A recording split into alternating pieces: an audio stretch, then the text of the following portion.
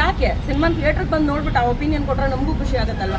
ಎಂಟರ್ಟೈನ್ಮೆಂಟ್ಗೆ ಅಂತಾನೆ ಮಾಡೋದು. ಅದನ್ನ ಒಂದು ಫ್ರೀ ಅಂದ್ರೆ ಎಲ್ಲ ಕಡೆ ಫ್ರೀ ಆಗಿ ಏನ್ ಸಿಗುತ್ತೆ ಅನ್ನೋದನ್ನ ಆರಾಮಾಗಿ ಎಲ್ಲರೂ ನೋಡ್ತಾ ಇದ್ದೀರಾ. ದಯವಿಟ್ಟು ಫ್ರೀ ಆಗಿ ನೋಡೋದನ್ನ ಬಿಟ್ಬಿಟ್ಟು ಟಿಕೆಟ್ ಕೊಟ್ಬಿಟ್ಟು ಮೀಡಿಯಾ ಮುಂದೆ ಬಂದು ಇಷ್ಟೆಲ್ಲ ಮಾತಾಡ್ತಿದ್ದಾರೆ. ಮಾತೃ ಸಂಸ್ಥೆ ಅದು ಚೇಂಬರ್ ಆಗಿರ್ಬೋದು, ಪ್ರೊಡ್ಯೂಸರ್ ಅಸೋಸಿಯೇಷನ್ ಆಗಿರ್ಬೋದು, ಪೈರಸಿ ಅನ್ನೋ ಪಿಡುಗು ಸುಮಾರು ವರ್ಷದಿಂದ ಇದೆ.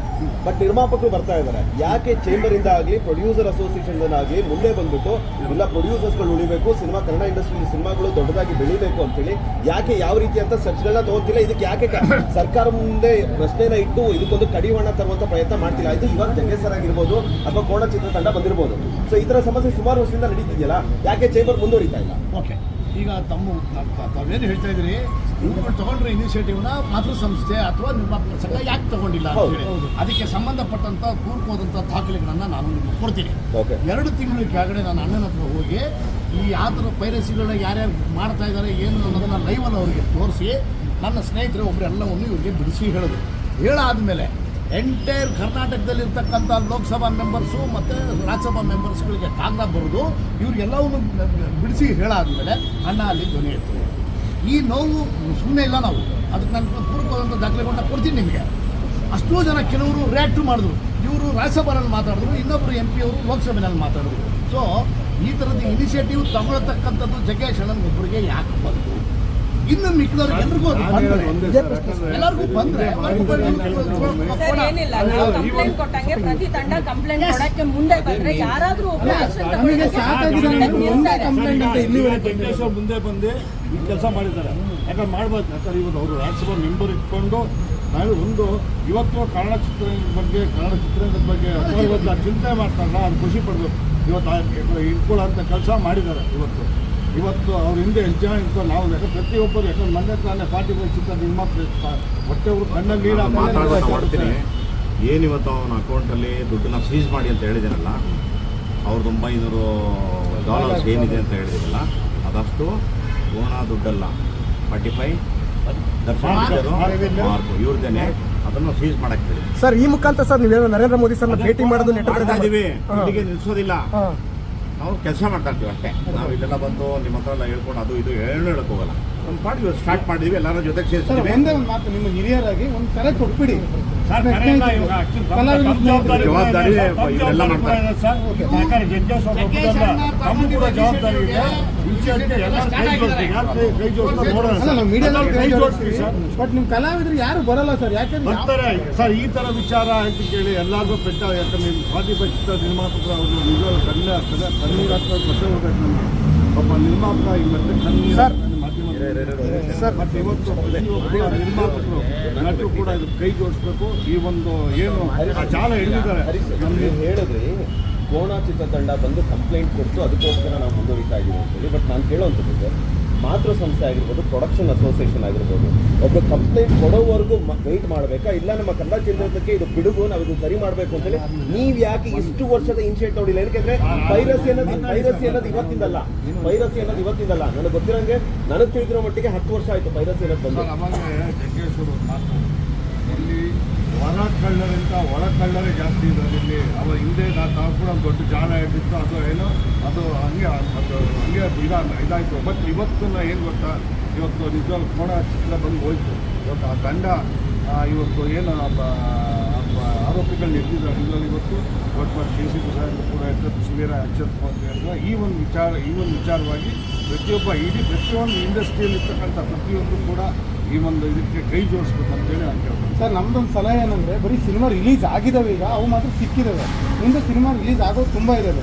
ಆ ಪ್ರೊಡ್ಯೂಸರ್ ನಿಂತಿದ್ದು ತಗೋಬೇಕು. ಇವಾಗ ಅವ್ರು ಪಾಪ ಇವಾಗ ಕಳ್ಕೊಂಡು ಇವಾಗ 45, ಆಮೇಲೆ ಮಾರ್ಕ್, ಆಮೇಲೆ ಡೆವಿಲ್, ಈ ಚಿತ್ರ ಸಂಬಂಧಪಟ್ಟಂತ ಕಲಾವಿದರಾಗ್ಬೋದು, ತಂಡ ಪ್ರತಿಯೊಬ್ಬರು ಈ ಒಂದು ವಿಚಾರಕ್ಕೆ ಎಲ್ಲ ಕೈ ಜೋಡಿಸ್ಬೇಕು. ಯಾಕಂತ ಈ ಜಾಲ ಬೇರೆ ಸಮೇತ ಕಿತ್ತು ಬಿಸಾಕ್ಬೇಕು ಸರ್. ಮುಂದೆ ಬರೋರು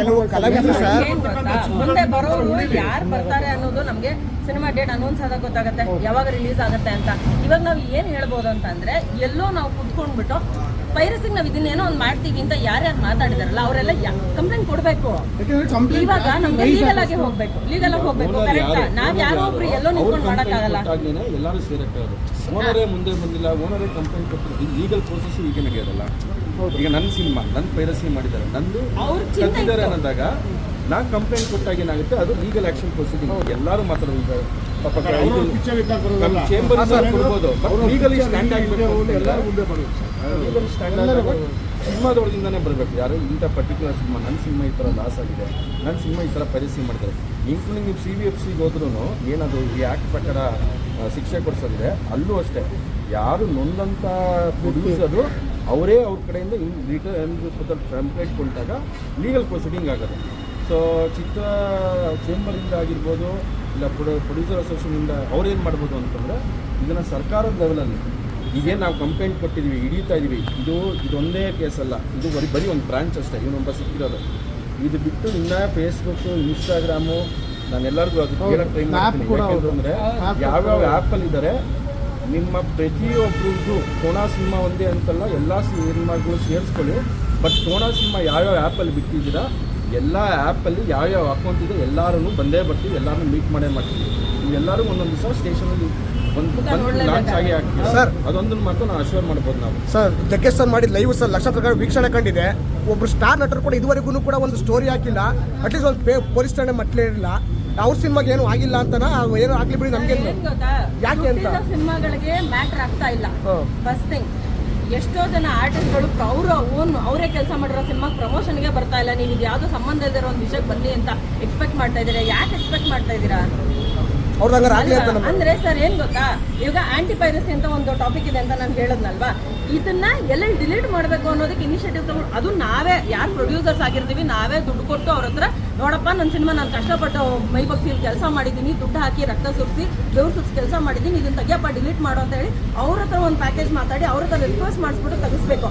ಕೆಪಾಸಿಟಿ ಇರೋರು ಏನು ಮಾಡ್ತಾರೆ, ಇಲ್ದಿರೋರು ಏನು ಮಾಡ್ತಾರೆ, ಒದ್ದಾಡ್ತಾರೆ. ಸರ್ ಇದೊಂಥರ ಹೆಂಗ್ ಗೊತ್ತಾ, ಇವಾಗ ಪೆಟ್ರೋಲ್ ಪ್ರೈಸ್ ಜಾಸ್ತಿ ಆಗಿದೆ ಅಂತಂದ್ರೆ ನೀವೆಲ್ಲರೂ ಸೇರಿ ಸ್ಟ್ರೈಕ್ ಮಾಡ್ತಾ ತಾನೆ ಸರ್ಕಾರ ಒಂದು ಡಿಸಿಷನ್ ತಗೊಳುತ್ತೆ. ನೀವು ಯಾರು ಸ್ಟ್ರೈಕೇ ಮಾಡಲಿಲ್ಲ ಅಂತಂದ್ರೆ ನಾವು ಕೊಟ್ಟಿದ್ದೆ ರೇಟ್ ಅಂತ ಸುಮ್ಮನೆ ಆಗ್ತಾರೆ. ಸ್ಟ್ರೈಕ್ ಮಾಡಕ್ಕೆ ಒಬ್ಬರೇ ಮಾಡ್ತಿದ್ದಾರೆ.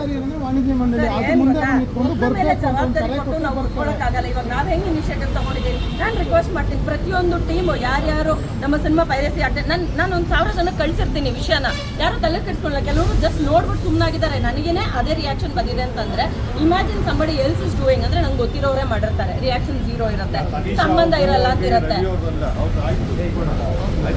ಇಲ್ಲಿ ಎಲ್ಲ ಸಿನಿಮಾದವರು ಇನಿಷಿಯೇಟಿವ್ ತಗೊಳ್ಳಿ ಮಾಡಿ.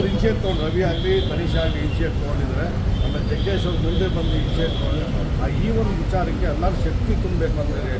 ಸರ್ ಇನ್ನೊಂದು ಏನ್ ಗೊತ್ತಾ, ಪ್ರೊಡ್ಯೂಸರ್ಸ್ ಏನೇ ಕಷ್ಟಪಟ್ಟು, ನಾನು ಆಕ್ಟ್ರೆಸ್ ಆಗಿ ನಾನು ಪ್ರೊಡ್ಯೂಸರ್ ಆಗಿ ನಾವು ಇವಾಗ ಕಷ್ಟಪಟ್ಟು ಕೆಲಸ ಮಾಡಿದಾಗ್ಲೇನೆ ಪ್ರೊಡ್ಯೂಸರ್ ನೋವು ಏನು ಅನ್ನೋದನ್ನ ನಾನು ಅರ್ಥ ಮಾಡ್ಕೊಳ್ಳೋಕೆ ಸಾಧ್ಯ ಆಯ್ತು. ಬೇರೆಯವ್ರಿಗೆ ಅದು ಅರ್ಥ ಮಾಡಿಸ್ಬೇಕಾಗತ್ತೆ. ಯಾಕಂದ್ರೆ ಆ ಶೂನಲ್ಲಿ ನಿಂತಿಲ್ಲ ಅಂತಂದ್ರೆ ಆ ನೋವು ಏನು ಅಂತ ಗೊತ್ತಾಗಲ್ಲ. ಇನ್ನೊಂದು, ಸಿನಿಮಾ ಥಿಯೇಟರ್ನಲ್ಲಿ ನೋಡಿದಾಗ ಏನೋ ಅಲ್ಪ ಸ್ವಲ್ಪ ಪ್ರೊಡ್ಯೂಸರ್ ನೋಡ್ತಾನೆ ದುಡ್ಡನ್ನ, ಅದೇ OTTಗೆ ಅಂತ ಬಂದಾಗ, ಸ್ಯಾಟಲೈಟ್ ಅಂತ ಬಂದಾಗ ಏನೋ ಅಲ್ಪ ಸ್ವಲ್ಪ ದುಡ್ಡು ಪ್ರೊಡ್ಯೂಸರ್ ಪಾಕೆಟ್ಗೆ ಹೋಗುತ್ತೆ. ಮಾಡೋದು ಯಾಕೆ? ನಮಗೂ ಏನೋ ಒಂದು, this is again business, it is a professional business.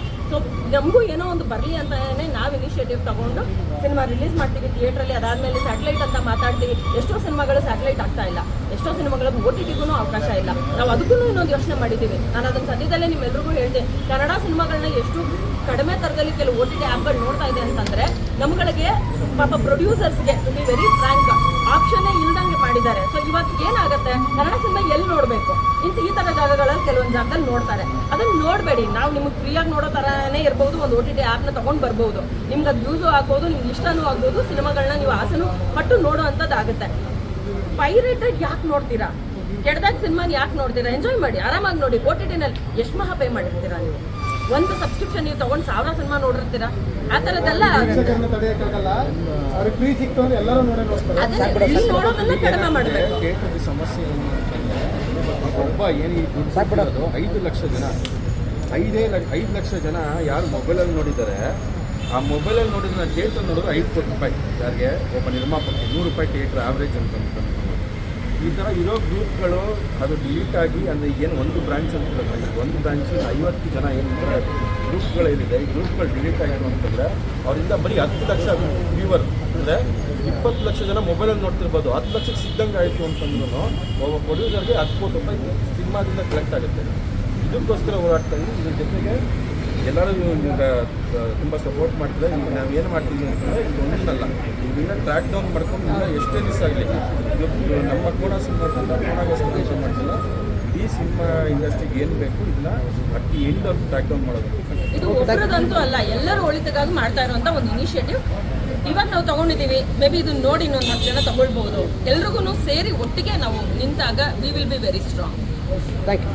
ದಯವಿಟ್ಟು ಯಾರು ಪೈರಸಿ ಸಿನಿಮಾಗಳನ್ನ ಮಾಡಬೇಡಿ, ನೋಡಬೇಡಿ.